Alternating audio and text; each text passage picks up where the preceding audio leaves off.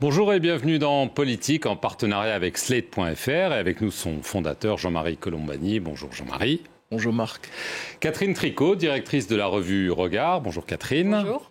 Henri Vernet, rédacteur en chef adjoint du Parisien. Bonjour. Bonjour. Et Bruno Jeudi, directeur de la Tribune Dimanche. Bonjour. Bonjour Marc. Alors nous sommes à 2 mois pile des élections européennes. Le Rassemblement national caracole en tête dans tous les sondages, loin devant la liste Renaissance, qui, elle, voit poindre la menace du candidat socialiste Raphaël Glucksmann. On va regarder le dernier sondage, un sondage Harris Interactive. Il montre que la liste menée par Jordan Bardella est à 31%, loin devant la liste Renaissance, 17%, presque la moitié du score. Et Raphaël Glucksmann, donc la liste qui s'appelle Place Publique, 13%. Viennent ensuite la France Insoumise, 8%, les Républicains à 7%, et ensuite les écologistes et Reconquête à 6%. Jean-Marie, évidemment, c'est une photographie, mais elle est déjà là depuis un moment et on voit mal quand même ce qui empêcherait le Rassemblement national de remporter ces élections. Alors il y a d'autres sondages qui donnent des écarts un peu différents, mais la tendance est la même, c'est-à-dire une victoire, une arrivée en tête du Rassemblement national devant Renaissance, le parti de la majorité présidentielle, avec un écart qui semble en effet aujourd'hui un peu irrattrapable, même si, comme on le sait, les sondages ne sont jamais prédictifs. Mais enfin, néanmoins, on a affaire à ça. Donc moi, la question que je me posais, c'est traditionnellement, les élections européennes ne servent à rien en France. Au Parlement européen, elles servent énormément, évidemment. Mais traditionnellement, elles n'ont pas d'incidence politique, vraiment. Par exemple, les vainqueurs des élections européennes précédentes n'ont pas transformé ça en victoire à la présidentielle. C'était déjà le Rassemblement national, d'ailleurs. Voilà, donc il y a ça, c'est traditionnellement une élection à forte abstention et traditionnellement aussi, malgré tout, une élection où on parle très peu d'Europe. Et donc je pense que cette année, on a peut-être avec la guerre une occasion, en tout cas une nécessité de parler d'Europe. Et peut-être que cette fois, il y aura des incidences sur le paysage politique national, à la condition que les électeurs se déplacent. Mais peut-être les électeurs vont-ils se déplacer? En tout cas, pour moi, ce sont les 3 questions. Mais ce qui peut advenir après, ça peut être conditionné par le résultat des élections européennes, et notamment avec un enjeu majeur à gauche, qui est de savoir si la liste Glucksmann peut entrer en compétition avec la liste de la majorité présidentielle et apparaître, au fond, comme la renaissance possible d'une gauche de gouvernement, d'une gauche social-démocrate. Parce que là, ça changerait complètement la donne de la présidentielle qui suivrait. Ça va être un des points centraux de cette bataille, sachant qu'en effet, pour le moment, on ne voit pas qui pourrait rattraper la liste Bardella. Voilà, alors pendant que je vais poser la question à Catherine, on peut peut-être voir, pour se rappeler, les dernières élections européennes en 2019, c'est le Rassemblement national qui est arrivé déjà en tête, déjà mené par Jordan Bardella, de justesse devant la liste Renaissance, puis les écologistes, puis les Républicains, puis la France Insoumise et la liste Glucksmann qui avait fait 6,2%. Là, les données au double. Est-ce que c'est un espoir et est-ce que c'est un espoir à long terme pour la gauche réformiste de gouvernement, comme le dit Jean-Marie ? Oui, en fait, il faut être prudent parce qu'on sait qu'en effet, les élections européennes, par exemple, votre tableau le rappelle, Yannick Jadot avait fait 13,5% et on peut dire qu'il a été très déçu de son résultat à l'élection présidentielle qui était autour de 4,7%. Voilà, si ma mémoire est bonne. Donc, ça n'a pas de conséquences. Et en contrario, la liste France Insoumise avait fait 6,3%, ce qui n'a pas empêché Jean-Luc Mélenchon de faire 3 ans après 22%. Donc, ce n'est pas forcément structurant. Le seul différence, je dirais, pour ce qui concerne la gauche, c'est qu'il y a quand même une musique qui est en train de monter à gauche sur le thème « on va avoir un seul candidat, on veut un seul candidat, c'est la seule chance d'arriver au second tour ». Or, l'enjeu est d'aller au second tour de l'élection présidentielle, notamment pour présenter une alternative face à Marine Le Pen. Et dans ces conditions, alors là, le rapport de force qui va s'établir au soir du 9 juin, aura des conséquences. La messe ne sera pas dite le soir du 9 juin, mais ça va peser dans le fait que la gauche puisse se rassembler autour de tel ou tel candidat. Ce n'est pas une très bonne nouvelle pour Jean-Luc Mélenchon, par exemple. Ce sera peut-être l'amorce d'une alternative à Mélenchon. Alors justement, on va écouter Raphaël Glucksmann qui espère éviter un mano à mano entre le Rassemblement national et la majorité présidentielle. On l'écoute. Les stratèges de l'Élysée avaient prévu que cette élection serait un duel. Un énième duel entre Emmanuel Macron et l'extrême droite. Tout était planifié, tout était prévu.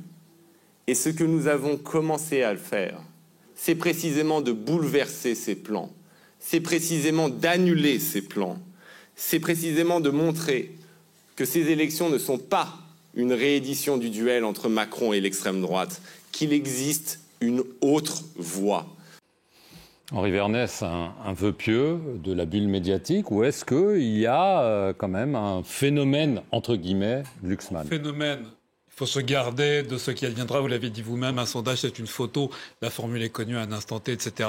Il faut voir si réellement, dans 2 mois, on sera encore à un niveau aussi important, parce qu'il est à un niveau important. Ça, c'est très clair aujourd'hui. Maintenant, le fait tout simplement, quand on parle d'espoir à gauche, le paradoxe, c'est qu'on n'a jamais vu une campagne qui soit aussi une entreprise de démolissage entre les tenants de la gauche contre Glucksmann, qui est la cible notamment des insoumis. Je veux dire que ses meilleurs contempteurs, ils sont à gauche, ils sont pas à droite. Donc, est-ce que tout cela résistera réellement dans le poste européen ? Ça, c'est à voir. Et sinon, pour votre question précisément sur oui, est-ce qu'il y a une espèce d'alternative à ce match tant annoncé ? Louis, le fait est qu'aujourd'hui, on voit qu'il y a en effet un son différent qui s'est installé dans cette campagne. C'est vrai qu'il y a une voix Glucksmann. Alors, plus que tout simplement Valérie Hier, qui est une candidate arrivée tardivement, en manque de notoriété, alors que Glucksmann, quelque part, il est fort de son premier mandat, de sa campagne qui était déjà plus ou moins assez réussie en 2019. Bref, ce différentiel joue d'autant plus pour cette raison-là. Après, c'est vrai que ce qui handicape aussi le camp Macron, c'est que donc il y a non seulement cette liste qui arrive, qui n'est d'ailleurs pas entièrement constituée. On se demande vraiment qui figurera réellement, comment seront représentés les uns et les autres. Donc un démarrage un peu poussif et un peu tardif.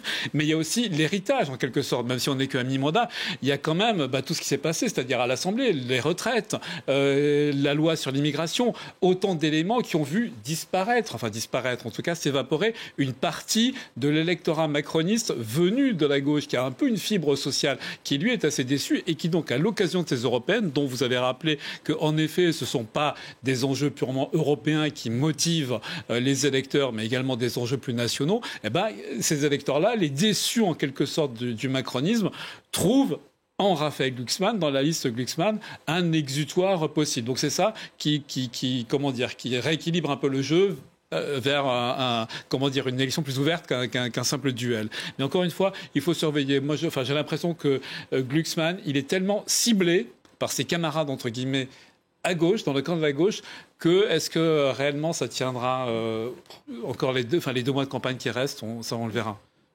Est-ce qu'il y a de l'inquiétude, de la grande inquiétude peut-être en Macronie ? Parce qu'en effet, on part tard avec une candidate inconnue, les sondages sont mauvais. Est-ce qu'on craint une Bérésina aux élections européennes ? Oui, bien sûr. Les scores ne sont pas bons. L'entrée en campagne de la candidate n'a pas changé grand-chose, même si, quand on regarde un peu dans le détail, elle a plutôt stoppé quand même l'hémorragie, puisqu'il y a eu des sondages où c'était plus bas. Donc, suivant les enquêtes, parce qu'en fait, il faut un peu pondérer avec les différentes enquêtes, on est plutôt quand même entre 17 et 20 qu'entre 15 et 17, ce qui était quand même le cas avant son entrée, au moment de l'entrée en campagne. Mais il n'en reste pas moins que la Macronie n'a pas abattu sa carte principale. Sa carte principale, elle l'abattra au mois de mai, lorsque le président de la République rentrera en campagne. Parce qu'il va rentrer en campagne, le président de la République. Il va faire le discours, le Sorbonne 2, probablement le 25 avril. Ensuite, il est prévu qu'il y ait une lettre aux Français, une tribune dans la presse. Donc à un moment, est-ce que ça marchera ? Ce qui avait été le cas il y a 5 ans, est-ce que cette fois-ci, ça permettra d'augmenter le score et sans doute pas de rattraper Jordan Bardella, je rejoins Jean-Marie. mais peut-être revenir au score de 2019, au fond. C'est presque l'objectif aujourd'hui, c'est-à-dire de revenir à 22. Un triomphe. Et dans ce cas-là, ce serait vraiment une réussite. On en est là. Mais tout ça n'est pas gagné et ça reste compliqué parce qu'on voit bien que je pense que celui qui a réussi son entrée en campagne depuis qu'il est installé, c'est incontestablement Raphaël Glucksmann, puisque c'est le candidat en dynamique. Tous les sondages montrent qu'il se passe quelque chose autour de sa liste. Alors tout ça, on est à 2 mois, c'est encore loin. Sur le plan personnel, c'est un candidat qui a progressé. La dernière fois, c'était sa première campagne. Il avait fait une campagne compliquée. Il n'était pas convaincant. En meeting, c'était pas génial. À la télévision, c'était très poussif. Là, c'est un candidat qui a progressé. C'est un candidat qui s'est installé, qui a une cible. Les jeunes le suivent. Ça peut aider dans une campagne européenne, même si l'électorat jeune est souvent peu mobilisé. Et puis, il y a quand même un boulevard, peut-être pas un boulevard, mais en tous les cas, il y a un espace qui s'ouvre pour cette gauche qui revient de très loin et qui peut bénéficier aussi de 2 choses. Un, la tête de liste des Insoumis, Madame Aubry, c'est un peu, comment dirais-je, apparatchisée. La dernière fois, elle était nouvelle candidate. Cette fois-ci, elle est un peu apparatchique. Maintenant, elle est devenue apparatchique du mélenchonisme. Je trouve que ça joue à sa défaveur. Et la deuxième chose, c'est un peu le marasme dans lequel s'enfoncent les écologistes. C'est leur élection habituellement. Et là, franchement, ni la candidate, ni le parti qui s'enfoncent dans des histoires invraisemblables, dans des règlements de compte internes avec leur ancien patron Julien Bayou, c'est-à-dire rien de bon pour les écologistes. Et ça peut bénéficier aussi à Raphaël Glucksmann. Donc c'est pour ça qu'il y a possiblement pour lui, à 60 jours de l'élection, les planètes peuvent s'aligner et le match peut-être même pour la 2e place, on ne sait jamais. Il faut toujours se méfier des fins de campagnes européennes, ça se joue souvent dans les 8-10 derniers jours. Yannick Jadot, qui n'avait jamais été testé à plus de 10 lors de la dernière élection européenne, finit à 13,5 en 1 semaine. Ce qui est intéressant aussi à noter sur Raphaël Glucksmann, c'est que son positionnement est plus à gauche qu'on ne s'attendait à le voir. C'est-à-dire que là, l'image qu'on vient de voir, il arrive avec le poing levé, donc reprenant une gestuelle qui fait sens à gauche. Mais même son discours, d'une façon générale, il était un discours en distance, en disant je ne suis pas de la gauche molle, ni de la gauche du renoncement. Et tous les thèmes qu'il a développés étaient des thèmes quand même plutôt de distance avec le tournant social-libéral qui a été pris par le Parti socialiste à partir des années 2012 et François Hollande. Le candidat du PSE. Oui, bien sûr, mais ce que je veux dire, c'est qu'en France, la position que joue Glucksmann, quand il parle à l'électorat français, il se met plus à gauche que n'était le Parti socialiste de 2012 pour la dernière période où il a eu un peu de force. Et du coup, je pense que c'est ça qui fait qu'il récupère une partie, il récupère les 2 côtés, quoi. Il récupère les déçus du macronisme, comme vous l'avez rappelé, mais il récupère aussi une partie des gens qui avaient déserté le Parti socialiste quand il n'était pas assez ancré à gauche et qui aujourd'hui se disent, finalement, ça peut le faire, quoi. Il fait partie de la famille. J'ai juste un dernier mot. J'ai juste un doute sur l'efficacité d'une campagne Macron aujourd'hui. Parce qu'on voit bien que c'est le calcul du président. D'ailleurs, à la dernière minute, on nomme une tête de liste. Donc, on va tout faire reposer sur l'entrée en campagne du président. Sauf qu'il n'est pas rééligible. Et donc, la fois d'avant, il était rééligible. Et donc, on a vécu déjà des épisodes de face à face avec l'extrême droite où il était en effet le rempart face à l'extrême droite. Mais sauf qu'on va construire l'après-Macron. Et donc l'impact d'un Macron qui est sur la fin de son mandat, à mon avis, peut être très largement entamé par ce seul constat. Donc je ne suis pas sûr que ça serve à grand-chose. Enfin, ça servira bien sûr, mais je ne suis pas sûr que ça suffise à renverser la table. Sa crédibilité en tant que rempart face au Front National est quand même aussi un point discuté. C'est-à-dire qu'on ne peut pas dire que ça soit probant, parce qu'on a plutôt vu la progression du Rassemblement National que... voilà. Donc, il a été élu 2 fois.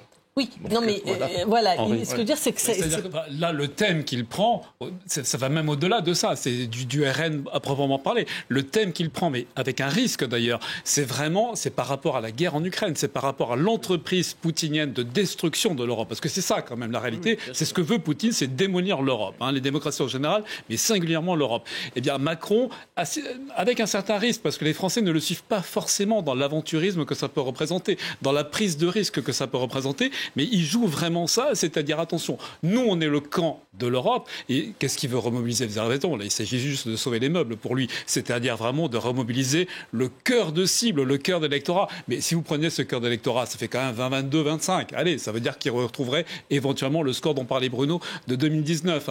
Mais là où c'est risqué encore une fois, ça veut dire que, attention, nous on est donc les défenseurs, y compris donc avec les propos qui ont été entendus sur ne pas exclure l'envoi de troupes, sur sur avoir davantage d'allant que, y compris de la plupart des partenaires européens vis-à-vis de cette guerre en Ukraine, alors que l'esprit, il est quand même beaucoup plutôt chez les gens à la à sauver la paix, quoi qu'il en coûte, malheureusement. Bon, il y a ça. Il y a également, et ça c'est quand même intéressant, c'est que donc lui, il est vraiment sur ce terrain-là. Un Glucksmann, il faut quand même bien remarquer et lui rendre ce crédit de placer sa campagne sur des thèmes qui sont résolument européens. Et c'est un excellent praticien de l'Europe. C'est quelqu'un qui est sur des dossiers assez solides. Alors par exemple par rapport à Poutine, par rapport à l'Ukraine, et lui, ça fait longtemps qu'il combat la désinformation qui est menée par des pays, des dictatures telles que la Russie, telles que la Chine, etc. Donc là-dessus, bon, évidemment, les autres enjeux européens, c'est ça qui est paradoxal. C'est qu'encore une fois, le côté national va beaucoup jouer, alors que les enjeux européens, j'ai l'impression qu'on dit ça à chaque fois, mais ils ont quand même jamais été aussi présents. On l'a vu avec la crise des agriculteurs. Ça, c'est un vrai enjeu, la souveraineté alimentaire. Quel choix fait-on pour l'agriculture demain? Quel choix si on intègre l'Ukraine ou pas, qui aura un impact massif sur ce terrain-là. Et l'Europe, on l'a vu à l'œuvre sur le Covid, contre la pandémie. Bref, c'est une Europe quand même qui existe, que certains candidats mettent en avant, notamment Glucksmann, Valérie Hayer aussi, mais pour l'instant... inaudible. Inaudible, en tout cas. Peu audible. Alors, justement, je vais en venir quand même à un sondage qui peut-être reflète ce décalage dont vous parlez. Peut-être une des raisons de la percée du Rassemblement national, dont on n'a presque pas parlé, c'est la question de l'insécurité, ou en tout cas du sentiment d'insécurité. Il y a eu un sondage qui est paru cette semaine dans le Figaro, un sondage fiducial Odoxa. Il s'est penché sur la question, et notamment cette question: l'insécurité a-t-elle augmenté selon vous? 92% des Français répondent par l'affirmative. Il y a beaucoup de questions. 82% partagent, par exemple, les propos, on s'en souvient, du ministre de l'Intérieur, Gérald Darmanin, qui avait parlé d'ensauvagement d'une partie de la société, et beaucoup favorisent, une large majorité, 80%, le retour de l'autorité à l'école, plus armer la police. Et donc, on peut imaginer, Bruno, en lisant ces sondages, que le Rassemblement national est confiant. Jordan Bardella est très confiant. Il a d'ailleurs refusé de participer à des débats, y compris un qui est prévu sur nos antennes et celle de RFI, parce que c'est peut-être pas à sa hauteur. Donc le Rassemblement national semble surfer peut-être sur ce genre de sentiment, de sondage. Il surfe sur plein de choses, la sécurité, l'immigration, la pauvreté, le pouvoir d'achat. Il y a plein d'éléments qui portent de manière diverse le Rassemblement national, et on a même, je pense aujourd'hui, on a du mal à se projeter dans un Rassemblement national qui pourrait être comme ça si ça se terminait là à 31% avec autant d'avance. C'est-à-dire que c'est quand même pour la vie politique française, c'est un score énorme qui place Marine Le Pen dans une position de force très importante, et sans doute que les partis qui aujourd'hui c'est le Rassemblement national structuré autour du tiers des électeurs, et autour une offre politique balkanisée, émiettée, la gauche toujours émiettée, alors peut-être avec un Glucksmann plus fort, une droite républicaine capoute, et un macronisme, on voit bien, fragilisé par le fait, comme l'a dit Jean-Marie, que Macron, il ne se représentera pas, donc ils ont aussi un problème d'offre derrière. Donc je crois que tout porte pour l'instant le Rassemblement national, mais il y a dans 9 pays européens, les listes d'extrême droite sont en tête. C'est aussi un phénomène en partie européen qui pousse ces listes partout en tête dans les enquêtes d'opinion. Pour l'instant, les groupes d'extrême droite sont divisés au Parlement européen. Rien ne dit qu'ils ne se rapprocheront pas un jour ou l'autre, mais eux-mêmes vont pousser. Peut-être l'un des deux va même possiblement s'allier avec le PP, on ne sait pas. C'est une réorganisation aussi des forces politiques au niveau européen. Ce qui se passe en France, ça se passe dans 9 pays actuellement en Europe. Mais on ne peut pas s'abstraire de ça. On ne peut pas s'abstraire du fait que c'est un mouvement qui traverse tout le vieux continent. Et en même temps, quelles sont les informations aujourd'hui? La guerre, le changement climatique, les questions posées par la transition écologique, tout est de nature à déstabiliser. Donc tout est de nature à alimenter. Et puis il y a ceux qui promettent, qui vous disent mais l'immigration, vous n'avez encore rien vu, parce que vous allez voir dans quelques années, Lagos sera la ville la plus peuplée du monde, ainsi de suite. Donc vous avez et cela, ça existe partout. Donc c'est ça fondamentalement qui porte ce sentiment qui déborde sur l'insécurité elle-même, parce que l'insécurité, elle est nourrie par tous les faits divers qui peuvent se produire ici et en France. Ils sont mis en exergue peut-être beaucoup plus qu'avant. Oui, voilà. Mais en même temps, parce que l'information va plus vite et qu'elle est plus relayée, mais en même temps, c'est aussi une réalité. Donc, et c'est un peu injuste, je trouve. Enfin, c'est injuste. Le courant médiatique aujourd'hui est tellement en faveur du Rassemblement national et de Marine Le Pen sur le mode. Bon, on ne l'a pas essayé, donc les Français vont sans doute vouloir l'essayer. Alors même que quand vous regardez la politique ou les déclarations d'un ministre de l'Intérieur aujourd'hui, qu'est-ce que vous voulez faire de plus dans la recherche de la sécurité des Français? Il y a eu je ne sais combien de textes qui ont été votés, qui ont durci la loi. Quand vous regardez l'état des prisons, les prisons sont surpeuplées. Pourquoi sont-elles surpeuplées? Parce que la justice n'est pas laxiste, contrairement à ce qu'on raconte. Donc vous voyez, le fait de malgré tout cela, créditer uniquement le Rassemblement national, c'est évidemment aider à sa promotion et à son expansion. Catherine. Oui, j'ajouterais à ces réflexions sur l'augmentation d'un sentiment fondé d'insécurité avec ce que vous venez de dire sur les modifications. Alors les statistiques ne le prouvent pas forcément. Il y en a même qui disent le contraire. Je ne parle pas de l'insécurité. Mais c'est le sentiment. Ce que je veux dire, c'est dans l'insécurité, il y a l'insécurité du changement climatique, des guerres en Europe. Il y a une angoisse qui est assez. Le feuilleton marseillais aussi, les morts chaque jour presque, mais, de la drogue, tout ça. D'abord, ce que je pense, c'est que l'angle d'attaque qu'a choisi le gouvernement depuis maintenant une bonne année pour essayer de déstabiliser le Rassemblement national, à mon avis, apporte de l'eau à ce moulin, parce qu'en disant par exemple qu'il y a une déferlante blanche, c'est-à-dire que la France serait submergée par la cocaïne, par exemple, ça me paraît être totalement anxiogène, et dire qu'on va se battre sur le trafic de l'herbe et du marijuana, ça n'a pas de sens. Enfin, je veux dire, on est en train de s'épuiser sur quelque chose qui n'a aucun sens et qui ne fait que accentuer ces histoires de mobilisation de toute la police sur un combat perdu d'avance. Moi, ce que je voulais rajouter, c'est qu'en effet, on le voit pas simplement en Europe, on le voit dans tout le monde occidental, cette poussée de l'extrême droite. Et je pense qu'il y a deux questions qui sont des questions de fond sur lesquelles il n'y a pas de discours, à mon avis, suffisamment solide qui accompagne ce très important du réchauffement climatique et de la guerre, c'est la perte d'influence de l'Occident dans le monde. Et on voit qu'il y a des conflits. Par exemple, Biden, il peut dire ce qu'il veut, Israël fait ce qu'elle veut. C'est-à-dire que le monde occidental ne décide plus pour le reste du monde, et que ça, c'est quand même quelque chose qui hante nos esprits, c'est-à-dire qu'est-ce qui se passe. Et par exemple, tout bêtement, le racisme se déplace. Avant, c'était un racisme de supériorité.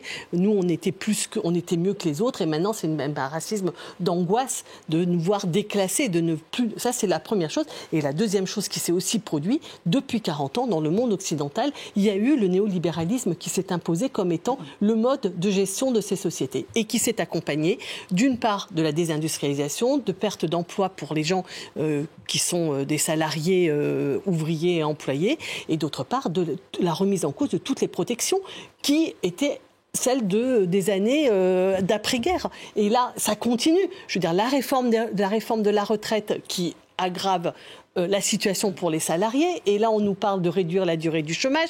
On nous parle de supprimer l'allocation de solidarité pour les anciens avant la retraite.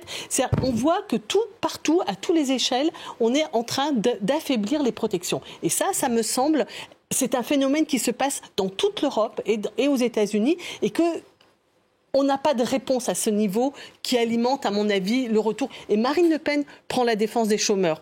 Faut entendre ça, c'est-à-dire qu'on a l'extrême droite qui se positionne maintenant sur la défense des chômeurs. Henri Vernet, il y a quand même aussi quelqu'un dont on a peu parlé, c'est quand même Jordan Bardella, qui était tête de liste, un petit peu inconnu au bataillon, Et Marine Le Pen a réussi quand même à l'installer, à sortir quelqu'un de la famille Le Pen qui n'était pas lié au parti. Et ça prend alors que finalement... Oui, au point que ça pourra d'ailleurs finir par la gêner, parce qu'il faut savoir quelle est la réelle intention de Marine Le Pen. C'était ma question. On sait qu'elle a toujours eu un petit peu des allers-retours dans son ambition, dans son volontarisme politique. Elle n'a pas eu cette espèce de fibre insatiable qu'avait Jean-Marie Le Pen. Elle, on l'a vu vaciller, vous savez, au lendemain de présidentielle. Ça a été le cas lors de la première, en 2012, en 2017, encore la deuxième, pardon, parce que c'était sa quatrième. En 2017 également, il y a eu des vrais coups de blues qui ont suivi ces aventures présidentielles.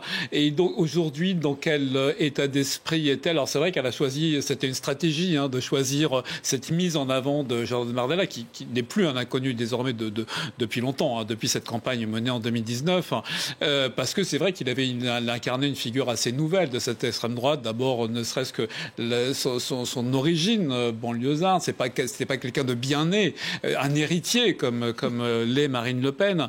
Et puis c'est vrai, par un discours à la fois assez décomplexé, mais s'affranchissant de la tutelle de Jean-Marie Le Pen. Donc il y a eu un petit peu tout ça. Mais aujourd'hui, donc quand je parlais de la détermination de Marine Le Pen, c'est en effet qui portera le flambeau, sans jeu de mots, puisque c'était la flamme de l'ex-FN.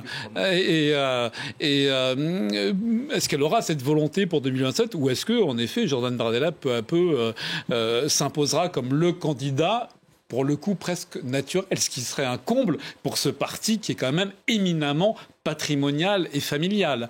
Alors, cela étant dit, ça reste quand même un candidat, d'extrême droite, avec des idées qui sont quand même bien celles d'abord d'une Europe qui est réduite à une espèce de méfiance au rejet de l'autre, qui est très protectionniste, mais qui en même temps est indifférente vis-à-vis de l'Europe, parce que on l'a assez dit, mais visiblement ça ne marque pas ou ça n'intéresse pas suffisamment. Mais c'est quelqu'un qui est très absent, comme d'ailleurs ses colistiers, les gens de ce groupe. C'est une marque de fabrique pour eux.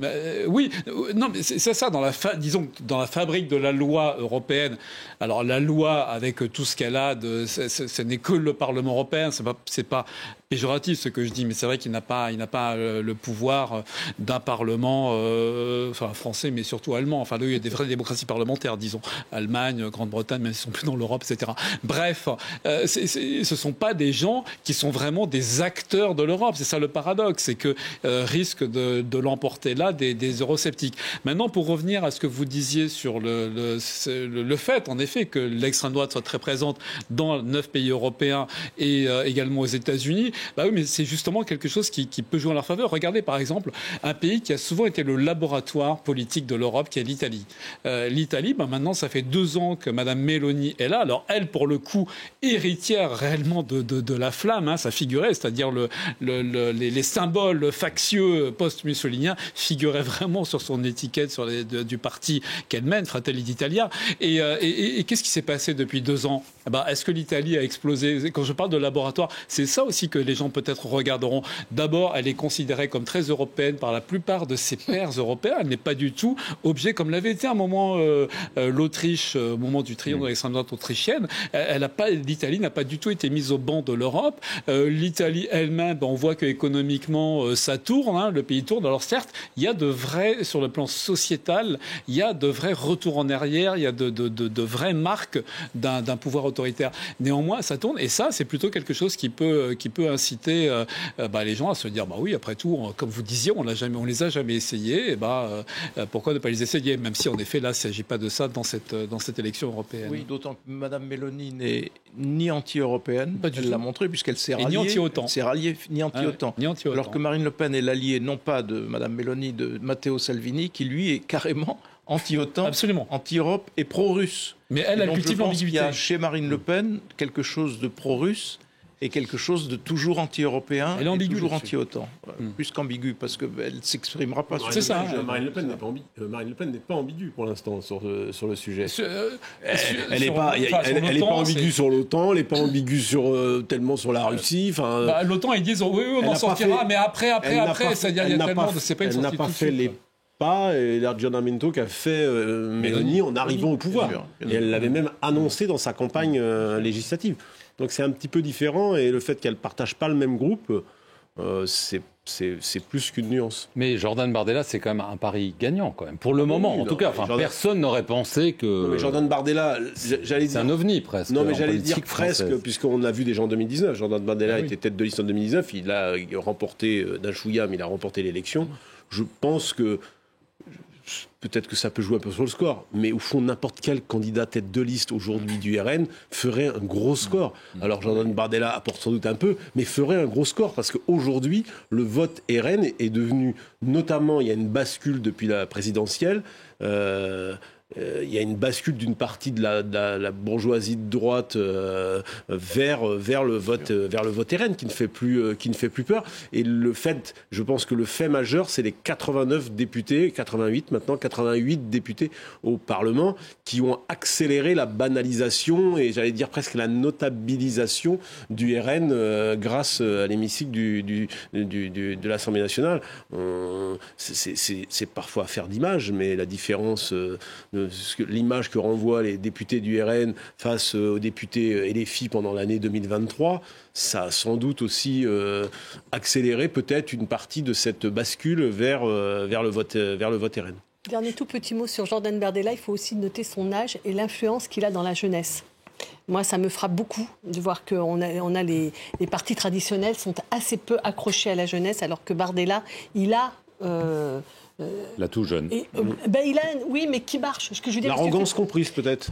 Oui. Parce que là, c'est vrai que l'attitude qu'il a dans cette campagne, ne pas vous refuser les débats, il y a quelque chose un peu de... Il renvoie quelque chose auprès des jeunes qui fonctionne et que n'ont pas les autres. C'est un atout que tout le monde n'a pas. C'est pas Gabriel Attal. Voilà, on aura sans doute l'occasion d'en rediscuter. Mais là, c'est l'heure de la politique sur les réseaux avec Véronique Reissout, la directrice de Backbone Consulting.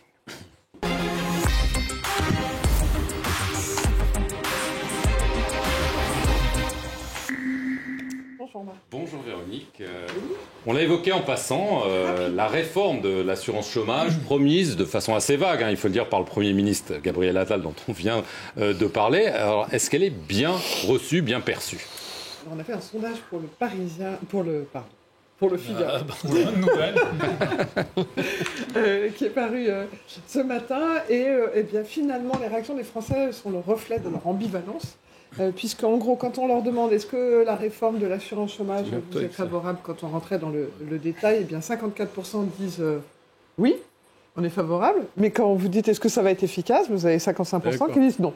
Donc globalement, on va dire il y a une forme d'ambivalence. Alors pourquoi ? Parce que globalement, on voit qu'ils expliquent que la situation des chômeurs est une situation plutôt subie et qu'ils ont l'impression que les économies qui sont faites ou qui seront faites ne seront pas forcément si importantes que ça et ne vont pas nous sortir en soi. Mais j'ai été chercher quelques messages symboliques de, finalement, cette ambivalence et des réactions des Français. Alors la première, eh bien, dans le fond, on comprend que 66% des plus de 65 ans se déclarent favorables à la réduction des indemnités chômage. C'est donc, nous sommes d'accord quand on n'est pas concerné. Voilà. Assez classique, mais assez efficace sur ce sujet. Le deuxième, c'est avec l'augmentation de la durée nécessaire pour recharger ses droits au chômage, être saisonnier va devenir de plus en plus compliqué car c'est une saison de 2 ou 3 mois qui vous laissera sans ressources une fois le contrat terminé. Et donc c'est un sujet des saisonniers qui est important. Et une fois de plus, on voit que le clivage avec le MEDEF est important puisque le patronat soutient la réforme mais en même temps explique que c'est compliqué de recruter des saisonniers. Donc on voit bien des petites ambivalences là aussi. Troisième type de sujet autour de la réforme, eh bien, chaque travailleur cotise chaque mois à l'assurance chômage. Quand l'un des travailleurs n'a plus d'emploi, il bénéficie de cette assurance. Donc ce n'est pas l'argent du gouvernement, c'est notre argent. Ce type de message a été beaucoup partagé.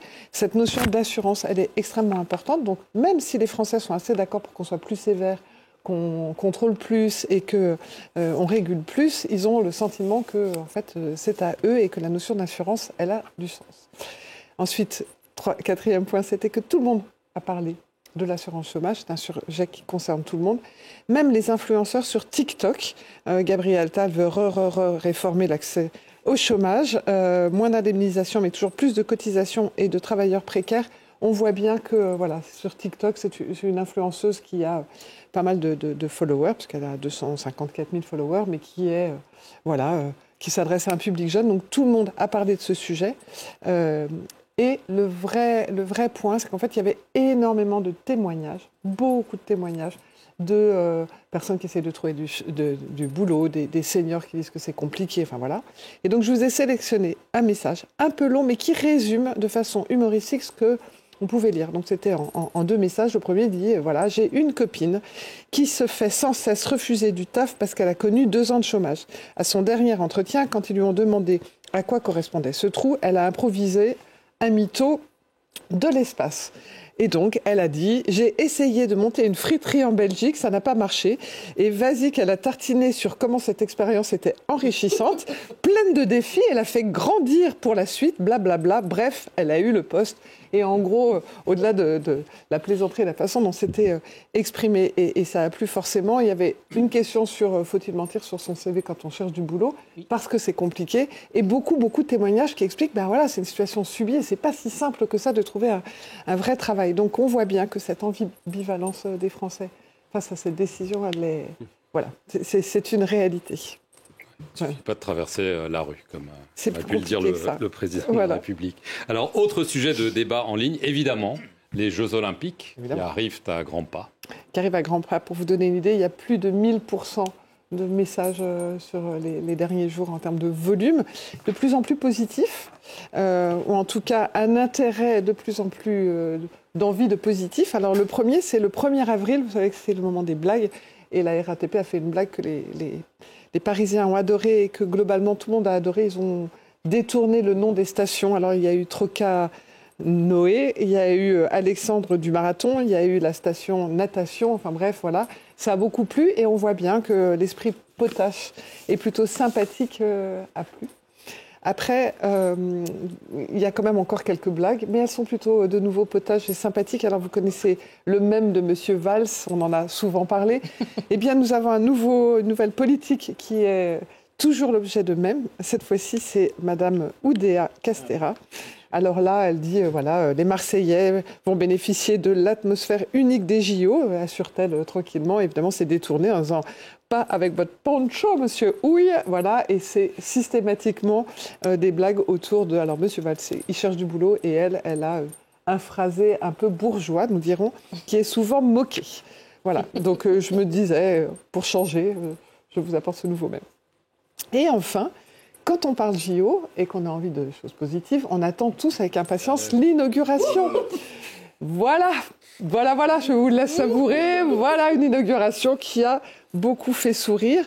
Bon, il paraît qu'il n'a rien, donc ça c'est important. Il a montré son dos, ça va. C'est quand même un vice-champion du monde de natation et il est français. C'est ça. Et donc ça a beaucoup fait rire d'abord parce que c'est idiot, mais quand les gens tombent, ça fait toujours rire. Mais surtout, c'était une inauguration et c'était un moment important. Et donc voilà, ça a été beaucoup partagé en disant c'était exceptionnel. Et chacun y allant de sa petite blague en disant comment vont être les inaugurations, les vraies. Enfin, voilà. Mais ça a circulé parce que c'est amusant. Voilà. Un petit commentaire, Jeux Olympiques. On espère qu'aux Jeux Olympiques, il réussira son plongeon, puisqu'il est sélectionné dans l'équipe de France. Il y avait d'ailleurs le maillot de bain bleu-blanc-rouge. Oui, c'est ça. Il a dû avoir le trac. Voilà. Oui, on va dire que c'est ça. C'est vrai que ça rappelle un peu ce 14 juillet où il y avait eu un motard qui s'était cassé la figure, il y avait eu des avions qui avaient la mauvaise couleur de panache. C'est le côté plutôt amusant en soi. C'est moins stressant que les sujets que vous évoquiez de sécurité. Exactement. Effectivement. Oui, c'est vrai qu'on a beaucoup parlé. Et puis, mais c'est vrai que dans la proportion des messages, donc je vous dis, il y a plus de 1000%, ça monte, et ça monte plutôt en positif. On voit que les gens, ils ont envie de choses plutôt positives. Donc, c'est sûr qu'en ce moment... Voilà. Ils ont envie que ça se passe bien. Bon, et Emmanuel Macron a promis que lui plongera dans la Seine. Comme le monsieur ou on verra. On va voir. On verra. Merci à vous tous en tout cas. Et merci beaucoup d'avoir regardé Politique sur France 24.